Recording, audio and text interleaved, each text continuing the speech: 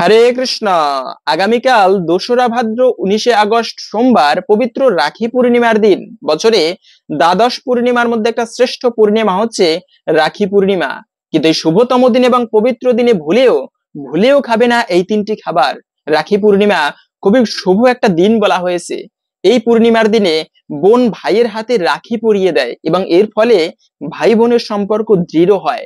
পাশাপাশি এই পূর্ণিমাকে আবার সৌভাগ্য পূর্ণিমা বলা হয়েছে, কেননা এই পূর্ণিমা তিথিতে যদি কোনো ব্যক্তি বা কোনো মায়েরা ভক্তি শ্রদ্ধার সহিত লক্ষ্মীনারায়ণের পুজো করতে পারে, তাদের সংসারের চিরকালের জন্য দারিদ্রতা দূরীভূত হয়। এবং সব থেকে গুরুত্বপূর্ণ কেন এই পূর্ণিমা বলা হয়েছে, কেননা এই দিনে ভগবান শ্রীকৃষ্ণের অবতার বলরাম তিনি আবির্ভূত হয়েছিলেন। সেজন্য মূলত সকল পূর্ণিমার মধ্যে শ্রেষ্ঠ একটি পূর্ণিমা হচ্ছে এই রাখি পূর্ণিমা তিথি বা বলরাম পূর্ণিমা তিথি।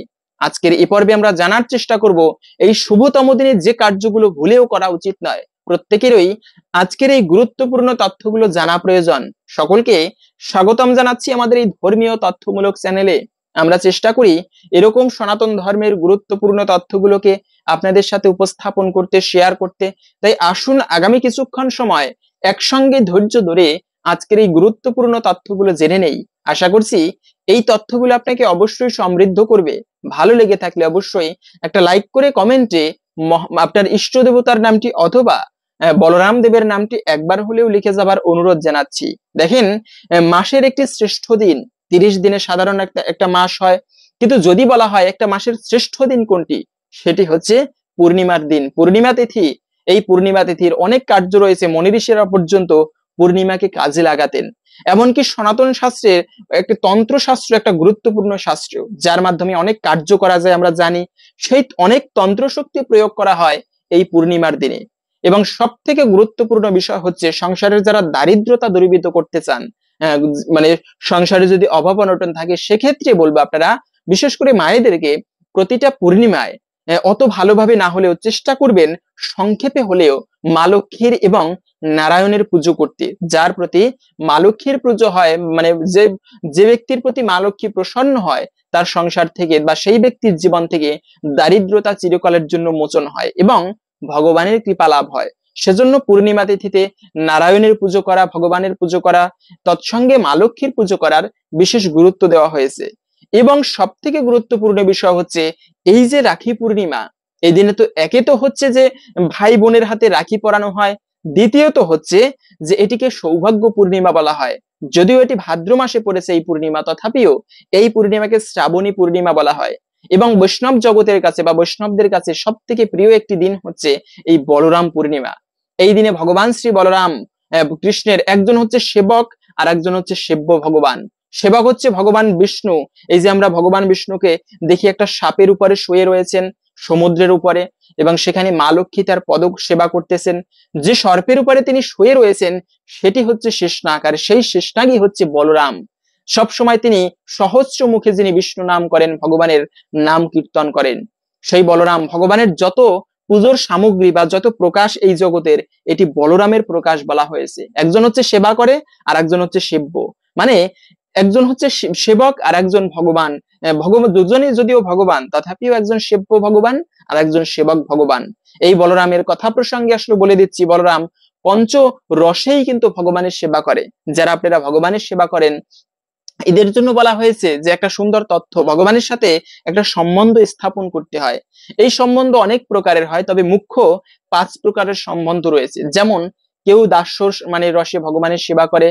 হনুমান যেমন ভগবান হচ্ছে প্রভু, আমি হচ্ছি তার ভৃত্য, যখনই আদেশ করবে আমি সেবক রূপে পালন করব। এটা হচ্ছে দাস্য রসে সেবা করা। হনুমান যেমন রামচন্দ্রের সেবা করেছিলেন। দ্বিতীয় একটা সেবা রয়েছে, সেটা হচ্ছে শান্ত রসে, একেবারে স্থির থেকে ভগবানের সেবা করে। যেমন বৃন্দাবনের যত গাছপালা তরুলতা, এরা স্থির থেকে ব্রজধামের সেবা করেছেন, ছায়া প্রদান করেন ব্রজবাসীদের, এটাও একটা সেবা। এবং এই সমস্ত ব্যক্তিরা যারা মানে গাছপালাদি হয়ে রয়েছেন বৃন্দাবনে, এরাও কিন্তু এক একজন মহাসাধক, এরকম করে সেবা করে আসছে। এটা হচ্ছে 2 ধরনের সেবা। আর এক ধরনের সেবা হচ্ছে যে ভগবানের বন্ধু জ্ঞানে সেবা করা। ভগবান আমার বন্ধু, আমিও তার বন্ধু, আমি কখনো বন্ধুকে আদেশ দেব, বন্ধু কখনো আমাকে আদেশ দিবে, এভাবে বন্ধুর সেবা করা হয়। এটা হচ্ছে সখ্য সেবা বলা হয়। যেমন ভগবানের অনেক বন্ধু ছিল, শ্রীদাম, সুদাম, বসুদাম। আবার মানে দ্বারকায় ছিল হচ্ছে সেই কৃষ্ণের সখা, যার নাম ছিল উদ্ধব। তো এভাবে করে যারা বন্ধু রাশি সেবা করে, এটাও এক ধরনের সম্বন্ধ। আর এক ধরনের সম্বন্ধ হচ্ছে যে ভগবান আমার হচ্ছে সন্তান। সন্তান জ্ঞানে অনেকে, যেরকম মা যশোদা ভগবান হওয়া সত্ত্বেও কারো সামর্থ্য আছে তাকে আদেশ দিতে পারে, কিন্তু মা যশোদা দিয়েছেন। তো এরকম করে যারা ভগবানের, যেমন বসুদেবও দিয়েছেন আদেশ, আবার এই যে নন্দ মহারাজ, তারা আদেশের মাধ্যমে ভগবানের সেবা করেন, মানে ভগবানকে শাসন করেন। এটা হচ্ছে বাৎসল্য জ্ঞানের সেবা। তো বলরাম কখনো কখনো এই বাৎসল্য জ্ঞানে তার ছোট ভাইকে কৃষ্ণকে শাসন করতেন। এবং আর এক ধরনের সেবা হচ্ছে যে কৃষ্ণকে স্বামী জ্ঞানে সেবা করা। এই বলরামই অনঙ্গ মঞ্জুরি রূপে ভগবান শ্রীকৃষ্ণের সেবা করে আসছেন। যেমন তিনি আবার সখ্য রাশি মানে কি বলে, তিনি আবার প্রভু জ্ঞানে সেবা করেছিলেন। সেই ত্রেতা যুগে ভগবান শ্রী রামচন্দ্রের, ভগবান যা আদেশ করেছেন লক্ষণ তাই পালন করেছেন। এভাবে করে মানে সেই বলরাম পঞ্চরসে ভগবানের সেবা করে। এবং আমরা যারা ভগবানের উপাসনা করি বা যারা পুজো করে, প্রত্যেকের উচিত একটা সম্বন্ধ পাতিয়ে নেওয়া ভগবানের সাথে। সম্বন্ধ পাতিয়ে বদে, যদিও এটা গুজ্জ একটা ভজনের তথ্য, তারপরেও যেহেতু কথা প্রসঙ্গে আসলো সেজন্য বলতেছি যে সম্বন্ধ পাতিয়ে বজে তারে কৃষ্ণ নাহিতে যে আর সব মরে অকারণ। এরকম করে ভগবানের সাথে একটা সম্পর্ক স্থাপন করে তারপরে পুজো করলে ভগবান আরো বেশি খুশি হয় এবং সহজেই সেই ভক্তকে কৃপা করে। তো সেই বলরাম পূর্ণিমা, এই যে দিনটি, এই দিনটি খুবই গুরুত্বপূর্ণ দিন, সাধারণভাবে নেওয়া উচিত নয়। বিশেষ করে বলা হয়েছে এই দিনে পবিত্র নদীতে স্নান করা উচিত। পবিত্র নদীতে স্নান যে কোনো শুভ দিনে, আপনার বাড়ি যদি বৃন্দাবনের পাশে হয় সেক্ষেত্রে যমুনায় স্নান করুন। আবার আপনি গঙ্গা নদীর পাশে হলে গঙ্গা নদীতে স্নান করুন, অথবা যদি যে কোনো নদীর পাশে হোক না কেন আপনার বাড়ি, চেষ্টা করবেন পবিত্র নদীতে স্নান করতে। তা না হলেও যেখানে আপনি স্নান করবেন 3 বার গঙ্গা গঙ্গা গঙ্গা নাম উচ্চারণ করে স্নান করলে এতেও গঙ্গা স্নানের সমান ফল লাভ করা যায়, এমনটা শাস্ত্রে বলা হয়েছে। দ্বিতীয়ত একটা বিষয় হচ্ছে এই দিনে অবশ্যই আপনি চেষ্টা করবেন উপবাস করতে। কৃষ্ণের জন্মাষ্টমী ব্রত যেরকম রাত্র 12টা পর্যন্ত উপবাস করা হয়, যেরকম গুরুত্ব দেওয়া হয় ঠিক তেমনি গুরুত্ব দেওয়া উচিত ভগবান শ্রী বলরামের এই বলরাম পূর্ণিমাকে। এই দিনে কি অনেক উপবাস করতে হবে রাত্র 12টা পর্যন্ত? না, এই দিনের উপবাস হচ্ছে বলরাম পূর্ণিমার যে দুপুর 12টা পর্যন্ত।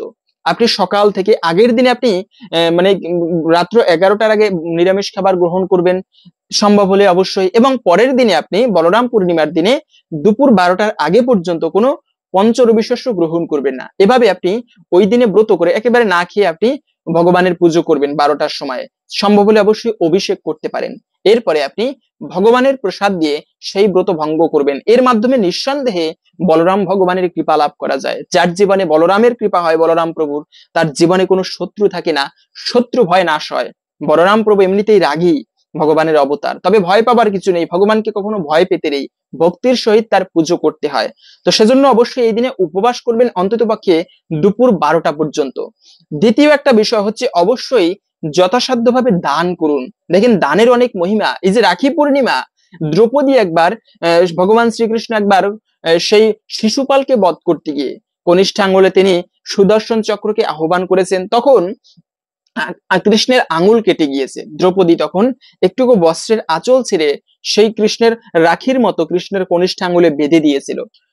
সেই যে দান করেছিল, প্রতিদান স্বরূপ যখন দ্রৌপদীর বস্ত্র হরণ হচ্ছিল, কৃষ্ণ এত কাপড় দিয়েছে দুঃশাসন টেনে শেষ করতে পারেনি। সেজন্য যার যেরকম সামর্থ্য সেই অনুসারে দান করুন, বিশেষ করে সাধুদের, ভগবানের মন্দিরে। এই দানের ফল কখনো বৃথা যায় না। অনেকে মনে করতে পারে আরে আমার তো সেরকম সামর্থ্য নেই দান করার। তবে যেরকম সামর্থ্য রয়েছে, 1 গ্লাস জল হলে, অথবা আপনি কিছু নেই সামর্থ্য, আপনি মন্দিরে নিজের শারীরিক পরিশ্রম দিয়ে সেবা করুন। এর মাধ্যমে দান কি অনেক প্রকার হয়। কাউকে একটুকু সাহায্য করা, একটা বৃদ্ধ লোককে, অন্ধ ব্যক্তিকে পথ পার করে দেওয়া, এটাও একটা সাহায্য। যার যেরকম সামর্থ্য, আপনার টাকা রয়েছে তার মানে আমি টাকা দিয়ে সাহায্য করবো না, এরকম না। যার অনেক টাকা রয়েছে বা একটুকু ধনী, মানে পরিবেশ ভালো রয়েছে, তারা অর্থ দিয়ে সাহায্য করুন। এর মাধ্যমে ভগবানের বিশেষ কৃপা লাভ হয়। বিশেষ করে শুভ দিনে দান করার অনেক গুরুত্বপূর্ণ বলা হয়েছে। তো এই দিনে আপনারা অবশ্যই চেষ্টা করবেন ভালো কিছু দান করতে। যে বলরাম, যিনি হচ্ছে ভগবান, এই যে আমরা জানি বলরাম হচ্ছে রোহিণীর সন্তান, কিন্তু বলরাম মূলত বসুদেব এবং দেবকীর সন্তান। ভগবান শ্রীকৃষ্ণের তিনি হচ্ছেন অষ্টম গর্ভের সন্তান, কিন্তু এই বলরাম হচ্ছে তার আগে সপ্তম গর্ভের সন্তান। যখন বলরাম মানে আবির্ভূত হবে, ওই সময় যোগমায়া, দুই ধরনের মায়া রয়েছে, একটা হচ্ছে মহামায়া আর একটা হচ্ছে যোগমায়া। যোগমায়া হচ্ছে ভগবানের দিব্যলোক চিন্ময় লোকের পরিচালনা করেন, আর যোগমায়া এই যে জগৎ, এই জড় জগতের পরিচালনা করেন। এই যোগমায়া হচ্ছে মানে এই মহামায়া হচ্ছে কিন্তু দুর্গা দেবী, তো এই মহামায়া এই জগতের পরিচালনা করে।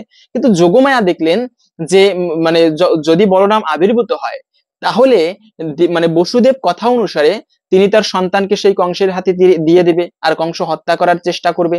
তো সেজন্য লীলা করার ছলে সেই বলরামকে তিনি দেবকীর গর্ভ থেকে রোহিণীর গর্ভে পাঠিয়ে দিয়েছিলেন, ট্রান্সফার করেছিলেন যাকে বলে। ওভাবেই মূলত সেই দেবকীর সন্তান রোহিণীর গর্ভে বা রোহিণীর হয়ে জন্ম আবির্ভূত হয়েছিল, সেই বলরাম ছিল। আমরা জানি সেজন্য রোহিণীর সন্তান, বৃন্দাবনে তিনি আবির্ভূত হয়েছিল। তো এভাবেই মূলত বলরাম আবির্ভূত হয়ে অনেক লীলা করেছেন, যার মধ্যে একবার পাওয়া যায় যে দেখেন এই দিনে যে কার্যগুলো করা উচিত নয় তার মধ্যে একটা বিশেষ কাজ হচ্ছে মন্দিরে গিয়ে অবশ্যই ভগবানকে প্রণাম করবে। আমরা অনেক সময় মন্দিরে যাই কিন্তু ভগবানের বিগ্রহ দেখে প্রণাম করি না। মনে রাখবে, মন্দিরে গিয়ে ভগবানের বিগ্রহ দেখে সাথে সাথে সাষ্টাঙ্গে প্রণাম করা উচিত। বৈষ্ণব দেখিয়া যে বা নানয় মুন্ডু, তার মুন্ডু পরে গিয়া নরকের কুণ্ডু। বৈষ্ণব দেখে, ভগবানের বিগ্রহ দেখে মন্দিরে গিয়ে যে ব্যক্তি মস্তককে না নোটা মানে মুন্ডুকে না নোয়ায়, প্রণাম না করে, তার মুন্ডু নরকের কুণ্ডে গিয়া ভয়ানক শাস্তি গ্রহণ করে, এমনটা বলা হয়েছে শাস্ত্রে। সেজন্য প্রণাম করবে। বিশেষ করে একবার পাওয়া যায় লোমহর্ষণ মুনি একবার এরকম ভাগবত কথা আলোচনা করতেছিল 60,000 মুনি ঋষি।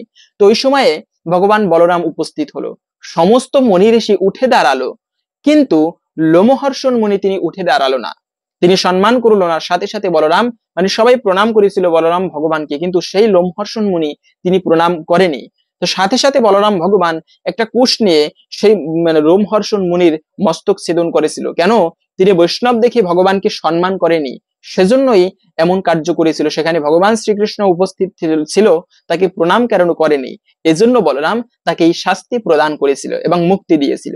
তো সেজন্য যে কোনো মন্দিরে গিয়ে অবশ্যই এই ভুলটা করবে না, প্রণাম করা উচিত। আমরা ভিডিওর মূল প্রসঙ্গ জেনে নিচ্ছি যে খাবারগুলো ভুলেও খেতে নেই। তবে তার পূর্বে এই যে ব্রত মানে এই পূর্ণিমা তিথিতে ব্রত করলে আমরা কি ফল লাভ করতে পারি। পূর্ণিমা তিথিতে উপবাস করে ব্রত করে লক্ষ্মী মায়ের পুজো করলে এর ফলে মা লক্ষ্মীর বিশেষ কৃপা লাভ হয়। আমরা প্রথমে সেই প্রসঙ্গে জেনে নিচ্ছি, এরপরে আমরা ভিডিওর মূল প্রসঙ্গ যে খাবারগুলো খাওয়া উচিত নয় তাও জানার চেষ্টা করব।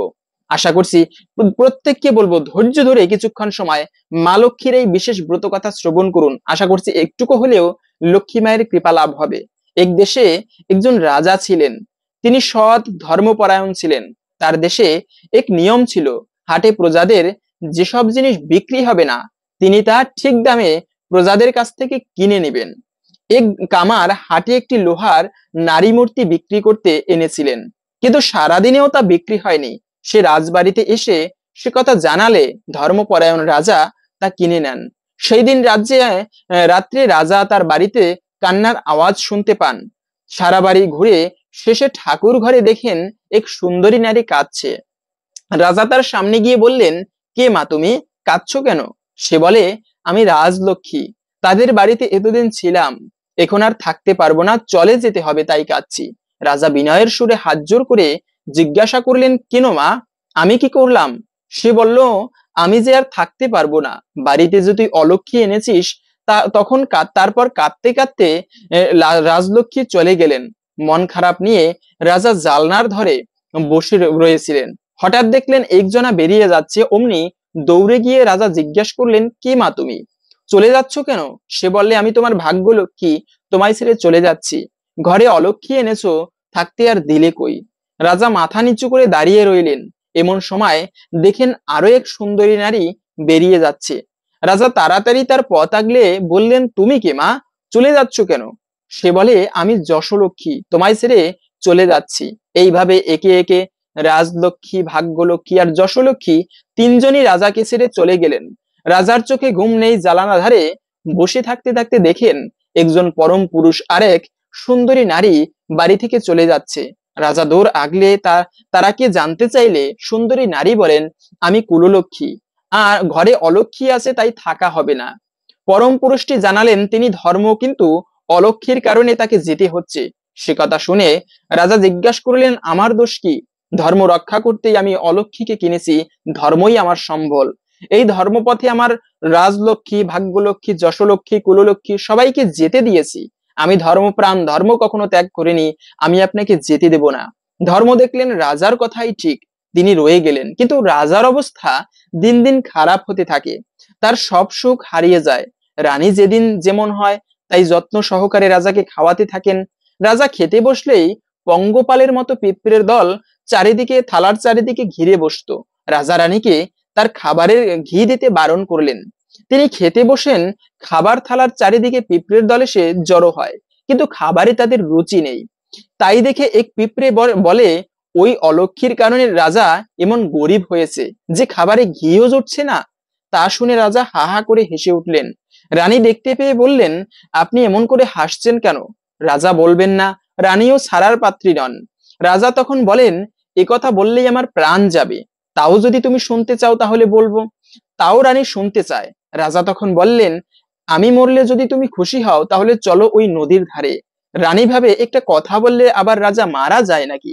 তাই তারা নদীর ধারে এসেছে। হঠাৎ এক শিয়ালিনী শিয়াল বলে, ওই দেখো জলে মরা ভেসে যাচ্ছে, নিয়ে এসো, দুজনে খাবো। তাই শুনে শিয়াল বলে, আমি কি রাজার মতো বোকা নাকি যে রানীর কথায় প্রাণ দেব? রাজা মশাই সে কথা শুনতে পেয়ে রানীকে সেখানে রেখে সেই স্থান পরিত্যাগ করেন। রানী কাঁদতে কাঁদতে নদীর ধারেই থেকে যান। এইভাবে অনেক দিন পার হয়ে যায়।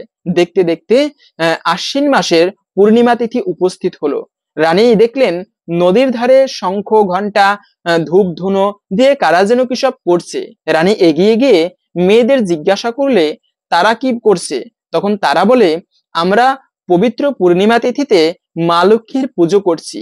এবং এর সঙ্গে আরো জানায়, যে কোনো পূর্ণিমা তিথিতে অথবা আশ্বিন মাসের পূর্ণিমা তিথিতে লক্ষ্মী পুজো করলে অলক্ষ্মী দূরীভূত হয় এবং সংসারে সমৃদ্ধি আসে, মা লক্ষ্মীর কৃপাদৃষ্টি লাভ হয়।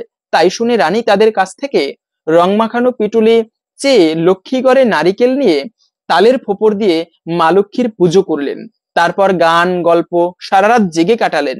ওইদিকে রাজবাড়িতে যে লোহার অলক্ষ্মী ছিল, সকাল হতেই তা কোথায় যেন উধাও হয়ে গেল।